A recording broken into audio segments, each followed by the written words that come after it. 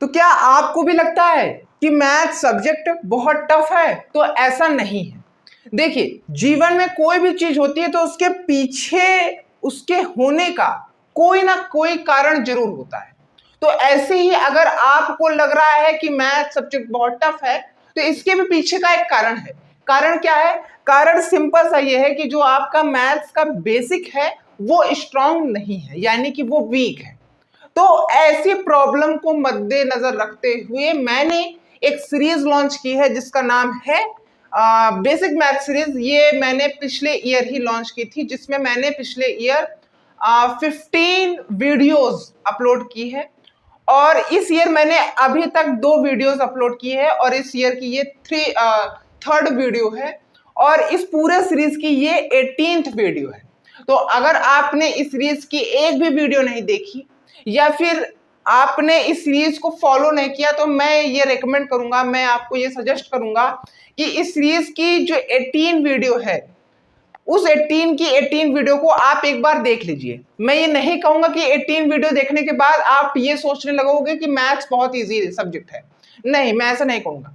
मैं ये कह सकता हूं कि मैथ सब्जेक्ट में आपका 1 से 2% कॉन्फिडेंस आ जाएगा कि आप मैथ्स के क्वेश्चन को सॉल्व कर सकते हो। ठीक है, ये कॉन्फिडेंस आ जाएगा, मैं ये इतना कह सकता हूं। ठीक है, तो आज की इस वीडियो में हम बहुत ही इंपॉर्टेंट साथ साथ बेसिक टॉपिक को कवर करेंगे जिसका नाम है इंटीजर्स। जैसा कि ये टॉपिक बहुत ही इंपॉर्टेंट है, जैसा कि मैंने अभी कहा, तो मैं इस टॉपिक को बहुत इजी से इजी लैंग्वेज में एक्सप्लेन करने की कोशिश करूंगा और आप भी उस तरफ से समझने की कोशिश करिएगा। ठीक है, नमस्कार, स्वागत, वंदन अभिनंदन आप सभी लोगों का आज के इस वीडियो में, आज के इस बेसिक मैथ्स की सीरीज की वीडियो में।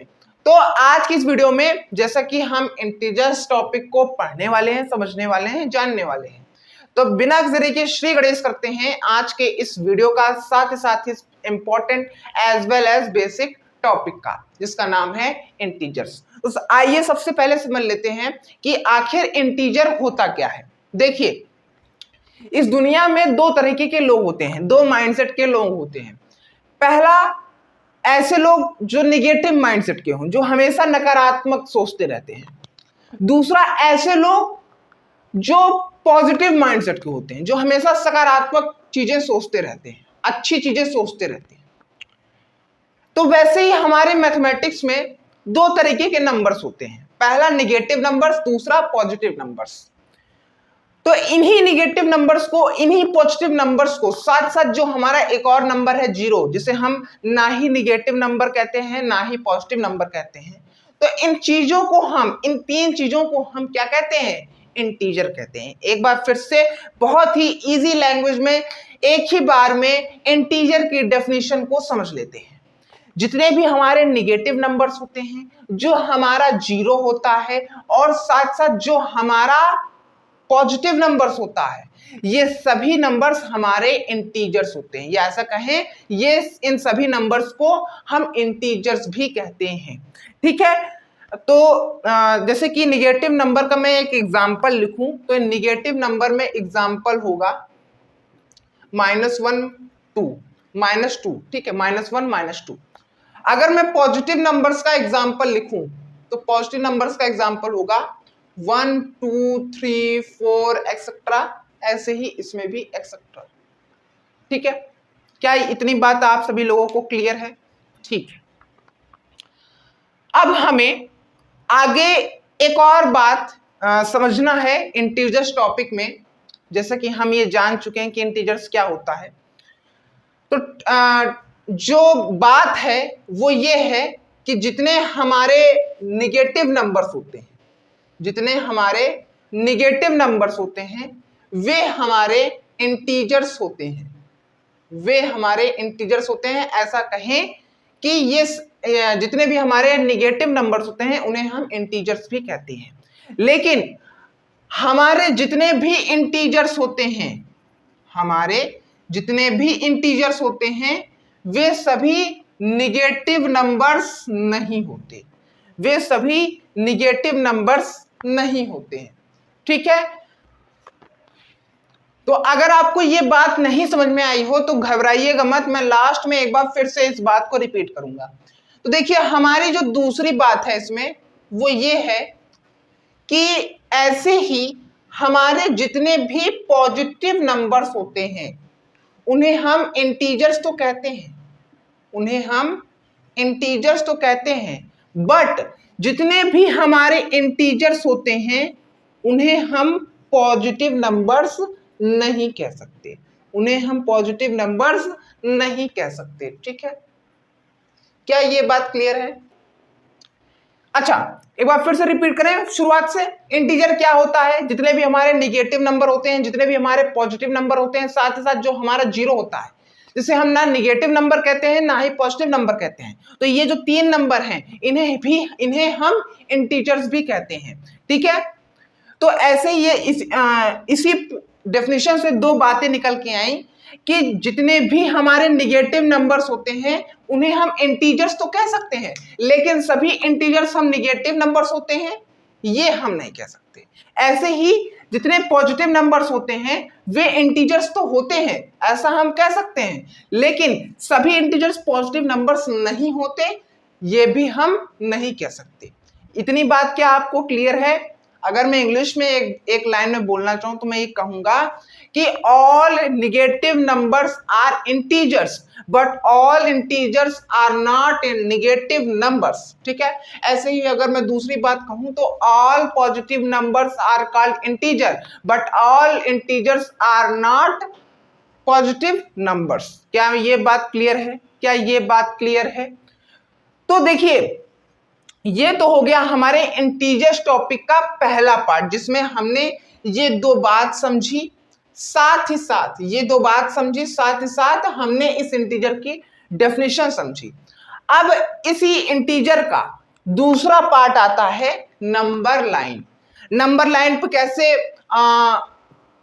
एडिशन होता है, नंबर लाइन पे कैसे सब्ट्रैक्शन होता है, नंबर लाइन पे कैसे हम इंटीजर को विजुअलाइज करते हैं, तो ये है हमारे इंटीजर टॉपिक का सेकंड पार्ट। तो आइए अब उस पार्ट पे चलते हैं। तो आइए हम ये समझ लेते हैं सबसे पहले कि इंटीजर्स को नंबर लाइन पे कैसे विजुअलाइज किया जाता है। तो जैसा कि आपको नंबर लाइन पढ़ते ही ये समझ में आ गया होगा कि ऐसी लाइन जिसपे हम नंबर्स को विजुअलाइज करते हो, ऐसी लाइन को हम नंबर लाइन का दर्जा देते हैं। ठीक है, तो नंबर लाइन पे इंटीजर्स को विजुअलाइज करने का कुछ रूल है। क्या रूल है? कि आपको नंबर लाइन में सेंटर पे हमेशा जीरो रखना ही रखना है। जीरो के राइट साइड में आपको पॉजिटिव नंबर्स रखने हैं, बिल्कुल उसी तरीके से जीरो के लेफ्ट साइड में आपको निगेटिव नंबर्स रखने हैं। ऐसा नहीं कि आप निगेटिव नंबर्स को जीरो के राइट साइड लिख दो और पॉजिटिव नंबर्स को जीरो के लेफ्ट साइड लिख दो, ऐसा आप नहीं कर सकते। रूल सिंपल सा ये है, नंबर लाइन के सेंटर में जीरो रहेगा, जीरो के राइट साइड में पॉजिटिव नंबर्स रहेगा और जीरो के लेफ्ट साइड में निगेटिव नंबर्स रहेगा। क्या इतनी बात क्लियर है? ठीक है, तो जीरो के राइट साइड में हम पॉजिटिव नंबर्स रखेंगे जैसे कि 1 2 3 4, और जीरो के लेफ्ट साइड में निगेटिव नंबर जैसे कि -1 -2 -3 -4। ठीक है, अब ऐसे ही अगर आप राइट जाते जाओगे तो लास्ट में आपको इन्फिनिटी मिल जाएगा। बिल्कुल उस तरीके से आपको यहाँ पे माइनस इन्फिनिटी मिल जाएगा। आपको यहाँ पे क्या मिल जाएगा? माइनस इन्फिनिटी मिल जाएगा। ठीक है, ठीक है, ठीक है। क्या इतनी बात क्लियर है? बिल्कुल क्लियर है। तो इस नंबर लाइन में इंटीजर्स को विजुअलाइज करने पर हमें एक और बात ऑब्जर्व करने को मिलती है। क्या बात ऑब्जर्व करने को मिलती है? बात ऑब्जर्व करने को ये मिलती है कि जैसे ही हम राइट साइड जाते जाएंगे हमें पॉजिटिव नंबर्स तो मिलता जाएगा, उसके साथ ही साथ बड़े नंबर्स हमें मिलेंगे, बड़े से बड़े नंबर्स हमें मिलेंगे। ठीक है, वैसे ही अगर हम जीरो के लेफ्ट साइड जाते जाएंगे जाते जाएंगे जाते जाएंगे तो हमें तो निगेटिव नंबर्स मिलेगा ही मिलेगा, उसके साथ साथ हमें छोटे नंबर्स भी देखने को मिलेंगे। अगर आपको ये बात नहीं समझ में आई हो तो मैं आपको एग्जाम्पल की मदद से समझा देता हूं। मान लीजिए सबसे पहला एग्जाम्पल मैं लेता हूं कि बताइए आप ही कि 8 बड़ा कि -16 बड़ा, 8 बड़ा कि -16 बड़ा। तो आपको इस बात का, इस क्वेश्चन का, इस प्रॉब्लम का आंसर निकालने के लिए, सॉल्यूशन निकालने के लिए कुछ चीजें ऑब्जर्व करनी पड़ेंगी। क्या ऑब्जर्व करनी पड़ेंगी कि पहला नंबर हमें क्या दिया गया है 8 को नंबर लाइन पे हम किस तरफ विजुअलाइज करेंगे, जीरो के लेफ्ट साइड कि राइट साइड, तो आंसर आएगा राइट साइड। दूसरा नंबर दिया है -16 को हम नंबर लाइन में किस साइड विजुअलाइज करेंगे, राइट साइड की लेफ्ट साइड, तो आंसर आएगा लेफ्ट साइड। तो आपको ये बात याद आनी चाहिए कि मुझे पता है कि हम जीरो के जितना राइट साइड जाएंगे मुझे उतना ही बड़ा नंबर मिलता जाएगा, वैसे ही जीरो के हम जितना लेफ्ट साइड जाते जाएंगे उतना ही मुझे छोटा नंबर मिलता जाएगा। तो -16 लेफ्ट साइड में मिलेगा और 8 राइट साइड में मिलेगा, तो मेरा आंसर होगा कि 8 इज ग्रेटर देन -16। क्या ये बात क्लियर है? चलिए आइए इसी में दूसरा एग्जाम्पल भी देख लेते हैं। दूसरा एग्जाम्पल हमारा क्या है? दूसरा एग्जाम्पल है कि 7 बड़ा कि -14 बड़ा। वही चीज आपको ऑब्जर्व करनी है कि 7 नंबर लाइन में किस डायरेक्शन में होगा, राइट साइड या लेफ्ट साइड, तो आंसर आएगा राइट साइड। -14 किस साइड होगा, तो लेफ्ट साइड। मुझे पता है कि जितना ही मैं राइट साइड जाऊंगा मुझे उतना ही बड़ा नंबर मिलेगा, जितना ही मैं लेफ्ट साइड जाऊंगा उतना ही मुझे छोटा नंबर मिलेगा। तो 7 राइट साइड में आएगा, -14 लेफ्ट साइड में आएगा, यानी कि मेरा आंसर मिल गया कि 7 इज ग्रेटर देन -14। क्या इतनी बात मेरी क्लियर है? जी हाँ बिल्कुल क्लियर है, जी हाँ बिल्कुल क्लियर है। अच्छा, मैं इस इंटीजर की डेफिनेशन में एक और बात बताना भूल गया। क्या भूल गया? बात यह है कि जब भी आप इंटीजर टॉपिक को पढ़ते हो तो आपको 2 टर्म्स और पढ़ने पड़ते हैं। क्या पढ़ना पड़ता है? पहला टर्म होता है नेचुरल नंबर, दूसरा टर्म होता है हमारा होल नंबर। नेचुरल नंबर को हम काउंटिंग नंबर भी कहते हैं। अगर हम अपनी लोकल भाषा में कहें तो हम नेचुरल नंबर को किस तरीके से बुलाएंगे? नेचुरल नंबर उर्फ काउंटिंग नंबर। होल नंबर का कोई दूसरा नाम नहीं होता, ठीक है? तो नेचुरल नंबर को हम क्या कहते हैं? काउंटिंग नंबर कहते हैं। अब काउंटिंग नंबर सुनने पर ही समझ में आ रहा है कि ऐसे नंबर जिनके हेल्प से हम किसी भी चीज को काउंट कर सकते हो, जैसे कि 1 2 3 4 5 एक्सेट्रा। ऐसे नंबर को हम काउंटिंग नंबर बोलते हैं, और अगर ये काउंटिंग नंबर हैं तो हम ये कह सकते हैं कि ये सभी नंबर नेचुरल नंबर हैं। क्या मेरी इतनी बात क्लियर है? बिल्कुल। तो अगर आपको नेचुरल नंबर समझ में आ गया तो अब होल नंबर समझें, ठीक है? अगर हम नेचुरल नंबर में देखिए, होल नंबर को समझने के लिए आपको नेचुरल नंबर का पता होना जरूरी है। अगर हम नेचुरल नंबर के सेट में 0 ऐड कर दें तो हमें एक नया सेट मिलेगा जिसे हम कहते हैं होल नंबर। अब ये बात तो मैंने बता दी, थोड़ा सा समझा भी देता हूं कि अगर हम काउंटिंग नंबर में 0 भी ऐड कर दें तो जो पूरा सेट मिलता है वो हमारा होल नंबर होता है। नंबर लाइन की मदद से समझा दूंगा तो और अच्छे से समझ में आएगा, ठीक है? क्या मैं आपसे पूछूं, अगर मैं आपसे पूछूं कि 1 क्या है तो आप कहोगे काउंटिंग नंबर है, यानी कि नेचुरल नंबर। 2 क्या है? Natural number. 3 क्या है? Natural number. 4 क्या है? Natural number. अगर मैं इस काउंटिंग नंबर के सेट में, अगर मैं इस नेचुरल नंबर के सेट में, अगर मैं इस काउंटिंग नंबर की सीरीज में, अगर मैं इस नेचुरल नंबर की सीरीज में 0 भी ऐड कर दूं तो मुझे जो नया सेट, जो मुझे नई सीरीज मिलेगी उसे हम कहते हैं होल नंबर। तो अब मैं आपसे एक क्वेश्चन पूछूंगा, उससे आपको सब चीज क्लियर हो जाएगी। क्या 0 हमारा नेचुरल नंबर है? भाई 0 को तो हम काउंटिंग नंबर में लेते ही नहीं है, तो अगर 0 काउंटिंग नंबर है ही नहीं तो वो नेचुरल नंबर भी नहीं होगा। तो 0 हमारा नेचुरल नंबर नहीं है, लेकिन होल नंबर है। क्यों? क्योंकि होल नंबर में जो पहला नंबर होता है वो 0 होता है। ठीक है। अगर मैं ऐसे क्वेश्चन इसमें भी पूछूं कि 1 हमारा नेचुरल नंबर है, बिल्कुल है। क्यों? क्योंकि नेचुरल नंबर के सेट में पहला नंबर क्या होता है? 1 होता है। क्या 1 होल नंबर भी है? हाँ बिल्कुल है, हाँ बिल्कुल है। अब इसी से मैं एक और क्वेश्चन बना के पूछूंगा, अब आपको पक्का है ये चीज क्लियर हो जाएगी। 2 क्या है? होल नंबर भी है, नेचुरल नंबर भी है। 3 क्या है? होल नंबर भी है, नेचुरल नंबर भी है। 4 क्या है? होल नंबर है, नेचुरल नंबर है। ठीक है, इतनी बात क्लियर हुई। अब मैंने कहा कि अब मैं एक और क्वेश्चन पूछूंगा, उससे आपको पक्का क्लियर हो जाएगा। तो क्वेश्चन ये है, क्या सभी होल नंबर नेचुरल नंबर होते हैं? तो आप कह सकते हो हाँ, लेकिन इसका आंसर होगा ना। क्यों? क्योंकि होल नंबर में 0 भी आता है, तो 0 तो नेचुरल नंबर है नहीं, तो सभी होल नंबर नेचुरल नंबर कैसे हो गए? सॉरी, हाँ, सभी होल नंबर नेचुरल नंबर कैसे हो गए? ठीक है। अगर मैं आपसे पूछता कि सभी नेचुरल होल नंबर हैं कि नहीं, तो अगर आप यस कहते तो इसका आंसर करेक्ट होता। ठीक है।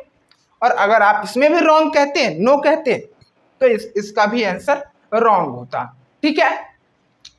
तो अगर आपको इतनी बात क्लियर हो गई हो तो अब हम समझते हैं कि नंबर लाइन में हम एडिशन सब्ट्रैक्शन कैसे करते हैं। ठीक है। तो जैसा कि अगला टॉपिक हमारा है ऑपरेशन ऑन नंबर लाइन। देखिए, हमारे मैथमेटिक्स में 4 ऑपरेशन होते हैं। अब ऑपरेशन का मतलब ये नहीं कि मरीज का चीड़-फाड़ करना। ऑपरेशन का मैथमेटिक्स में मतलब होता है addition, subtraction, multiplication, division. 4 operation होते हैं मैथमेटिक्स में, जिसमें से हमें इस वीडियो में 2 ही ऑपरेशन के बारे में पढ़ना है, जिसे हम नंबर लाइन पे करेंगे। ठीक है, विजुलाइज करेंगे। तो सबसे पहले हम एडिशन वाला करेंगे, सबसे पहले हम एडिशन वाला करेंगे ऑपरेशन। ठीक है, एडिशन वाला चीड़-फाड़। ठीक है। तो एडिशन को नंबर लाइन में कैसे किया जाता है, इसको समझने के लिए एक एग्जांपल ले लेते हैं। मान लीजिए मैंने लिया 10 + 1, 10 + 1, बहुत ही सिंपल कैलकुलेशन। सबसे पहले एक नंबर लाइन बनाएंगे, सेंटर पे 0 रहेगा। ठीक है।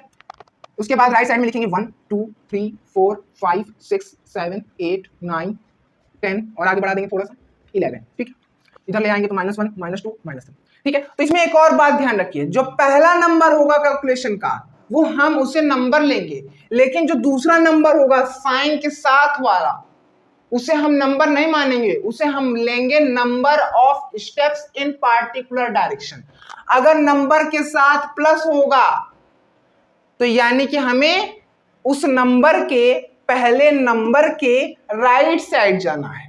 अगर साइन माइनस रहेगा तो हमें पहले नंबर के लेफ्ट साइड जाना है, और कितने स्टेप जाना है वो ये दूसरा नंबर बताएगा। तो जो पहला नंबर है इस कैलकुलेशन का वो है 10, तो हम 0 से सीधा छलांग मारेंगे 10 पर, 0 से सीधा छलांग मारेंगे 10 पर। ठीक है। फिर प्लस का साइन है, यानी कि हमें 10 के राइट साइड जाना है। कितना स्टेप लिखा है? 1, यानी कि एक स्टेप आगे जाना है। तो एक स्टेप आगे जाएंगे, कहां रुका? 11 पे रुका, तो 11 हमारा आंसर। फटाक से एक और एग्जांपल ले लेते हैं। मान लीजिए 2 + 4, 2 + 4 नंबर लाइन बनाएंगे, सेंटर में 0, राइट साइड में 1 2 3 4 5 6, इधर -1 -2 -3। ठीक है। पहला नंबर हमारा क्या है? 2, तो 0 से छलांग मारेंगे 2 पर। किसका साइन है आगे? प्लस का, यानी कि 2 के राइट साइड जाएंगे। कितना स्टेप? 4 लिखा है, यानी कि 4 स्टेप। ठीक है, 4 स्टेप ना। तो 1 2 3 4 कहाँ रुका, 6 पे रुका, तो 6 इज द आंसर। इस तरीके से हम नंबर लाइन पे एडिशन प्रैक्टिस करते हैं, ठीक है। तो इसी तरीके से अब हम बढ़ते हैं सब्ट्रैक्शन पे। सब्ट्रैक्शन को नंबर लाइन पे कैसे किया जाता है इसको समझने के लिए हम एक एग्जांपल ले लेते हैं। मान लीजिए हमने एग्जांपल लिया 8 - 16, 8 - 16, ठीक है। नंबर लाइन बनाएंगे, सेंटर पे 0, इसके राइट में 1 2 3 4 5 6 7 और थोड़ा सा आगे बढ़ाएंगे तो आ जाएगा 8, ठीक है। ऐसे ही लेफ्ट साइड जाएंगे तो -1 -2 -3 -4 और बढ़ाएंगे नंबर लाइन तो -5 -6 और बढ़ा देंगे तो -7 -8, ठीक है। थोड़ी सी नंबर लाइन टेढ़ी बन गई, ठीक है।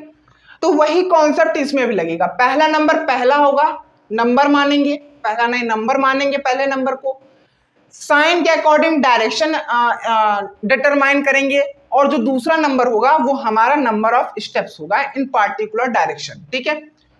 तो पहला नंबर क्या है हमारा 8, 0 से छलांग मारेंगे 8 पर, साइन किसका है, माइनस का, तो यानी कि नंबर के लेफ्ट साइड जाना है। कितना स्टेप, तो लिखा है 16 यानी कि 16 स्टेप, तो 16 स्टेप मारेंगे 1 2 3 4 5 6 7 8 9 10 11 12 13 14 15 16। किस पे रुका, -8 पे रुका, तो -8 इज दी हमारा आंसर, -8 इज दी हमारा आंसर, ठीक है। अब दूसरा एग्जांपल ले लेते हैं।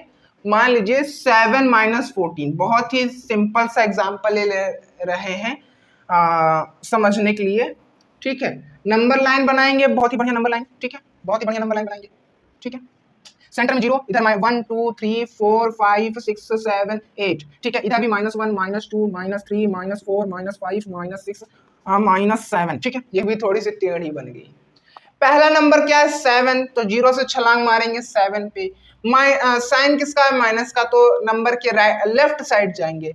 कितना स्टेप, तो लिखा है 14, 14 स्टेप आएंगे, तो 1 2 3 4 5 6 7 8 9 10 11 12 13 14।